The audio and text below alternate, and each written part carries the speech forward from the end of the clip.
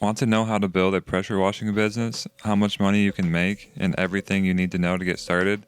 I will talk about equipment needed, monthly revenue, marketing, and everything you need to know to have a successful pressure washing business. After researching pressure washing businesses, I put together a breakdown of what you need to do to build a $500 per day business. Ideally, you want to be doing 2 to 3 jobs per day that are priced at least $100 per hour. This is the average cost to do a driveway or house siding. Jobs of this magnitude can last anywhere from 2 to 3 hours, which is putting $200 to $300 in your pocket per job. In order to get clients to pay for this service, you can start by getting your foot in the door by offering smaller jobs such as trash can cleaning or gutter cleaning. Research shows that you can start at $50 per can and $20 per can after that, offering discounted pricing for quarterly clients. Trash cleaning services can take anywhere from about 15 to 30 minutes, which is giving you about $90 per hour for 3 trash cans. Once they see your work with these cans, you can offer other services like roof cleaning, driveway power washing, etc. Services such as driveway power washing average $250 per hour and it can take anywhere from 30 minutes to an hour. House siding is around $500 per hour and can take about 2 to 3 hours depending on the size of the house. Roofing is around $500 per hour and takes on average up to 4 hours depending on the size of the roof. To power wash a deck, the average cost is around $150. The time averages around 30 minutes to completion. Some other things that can be pressure washed are semi-trucks, school buses, commercial buildings, parking ramps, solar panels, fences, and sidewalks. Marketing is going to be your best friend. Marketing for pressure washing can start with flyers around neighborhoods or yard signs. You can also market using before and after photos in Facebook neighborhood groups, Facebook advertising, Thumbtack, Craigslist, Nextdoor, or using Yelp. Making a website will be very helpful for you to legitimize your business and allow for clients to leave reviews. Once your business has grown from the residential clientele, you can start marketing to commercial clients. This is going to be ideal for increasing your revenue and landing larger jobs that pay more. Commercial washing jobs are larger and take longer, which can make them the ideal jobs for only having to do 1 job per day that results in higher revenue overall. Buying quality equipment is going to be the most important part of starting your business. You can buy a pressure washer for as low as $100 from a chain store, but investing in a higher end pressure washer from a local industrial supply company starting around $750 is going to save you time and money in the long run. For starters, getting a 3200 psi or higher pressure washer, hoses for the water hookup around $300, extension poles around $160, shut-off valves around $50, and a truck or van or trailer to transport your equipment to different locations is essential. For chemicals, you will need bleach, degreasers, Fabuloso, something along these lines. This equipment in total should add up to about $1,500. Keeping in mind, you will need to replace some of these chemicals per job depending on the size of the job, and you'll have to invest in something to transport your equipment. You also should factor in the cost of either having someone with a maintenance background to help you if there's any equipment failure or having a backup machine to help if something breaks on site. Be prepared to outgrow your equipment quickly.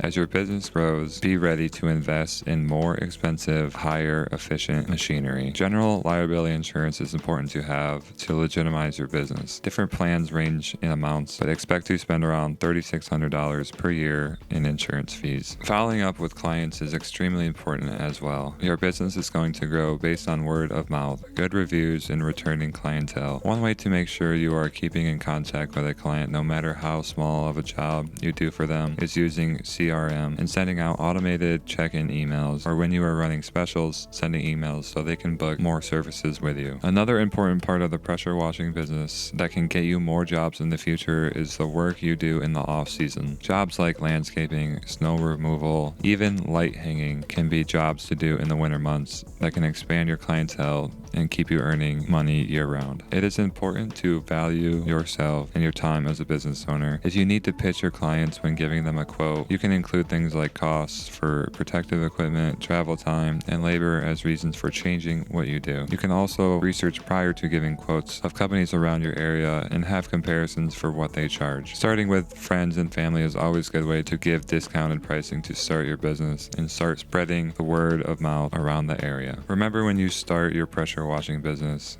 Unless you start with a partner, you will be doing everything. This includes giving quotes, doing the labor, collecting the money, paying for the advertising and marketing, following up with clients and finding new clients, returning messages, and more. Overall, startup costs should be around $1,000 to $5,000. You can average around $100 per hour in revenue. Commercial projects are double the revenue. Advertising will help you in the long run. Don't be afraid to reinvest your profits back into the business. After researching a few videos on YouTube, I found a few companies willing to share some of their revenues. The first one here is NW Soft Wash, making about 1.4 million a year. Washing Raccoons, making around 500K annually. Emerald City Power Washing, making over 10K monthly. Burns Pro Wash, which started last year, making around 4,500 in profit from its first month. Alan Cox, 17 years of pressure washing and has made $100,000 in a month before. And then the last one here, Pacific Northwest Pro Wash,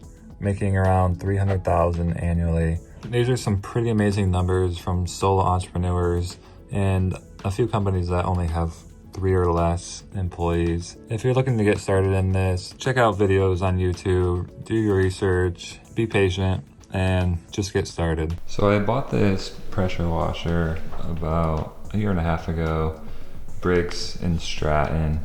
It's about $150. I think I got it from like Menards or whatever. It's 1700 PSI. So if you're looking to do stuff at your house that's basic, it's also electric. I got the cord right here.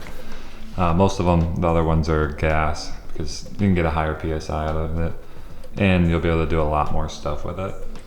But this one's simple if you want to do like little things on your sidewalk and driveway and trash cans, but it's not super powerful. So it'll get like little things off, but it's not going to get everything that you want off. I would not recommend using this for like business pressure washing. It's something just for your house to keep things clean. But yeah, definitely look at something that's like 34 or higher, for 3,400 or higher on the PSI. I'm gonna do a couple things and I'll pressure wash a few things here and show you some of the results.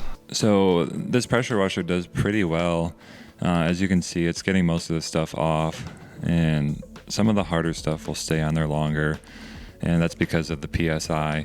So when you're doing like a sidewalk or a driveway, some of that stuff has been on there for so long, and you really need a pressure washer that can get that off. So that's why I wouldn't recommend this one. But this is something that I just bought for my house to keep things lightly clean. And lastly, a few tips of advice that I would give anyone starting a business. First one is do your research. The more research you do, the more you know, the better off you'll be. The second one, I would definitely recommend just being patient. It's part of the process. You're gonna learn so much along the way. And the third one is just start. Whatever you want to do, or if you're trying to figure something out, just start something and you will learn so much by doing that. That's the only way to get going, is to start. And I hope that helps, and I hope you guys enjoyed this video. Comment down below, and thank you so much.